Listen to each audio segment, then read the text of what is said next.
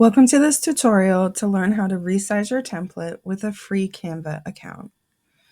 So first you're going to hit the left key on your mouse and slide down to select everything.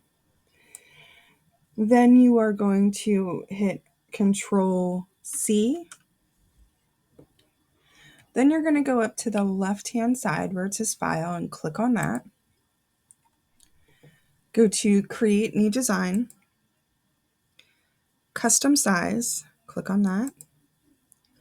And then you're gonna put in whatever size you need. So if you, for example, are going to set up for a wedding invite, those are typically 5x7. So you would type in 5, 7, and that's inches. If you know the size in pixels, millimeters, or centimeters, you can put that in.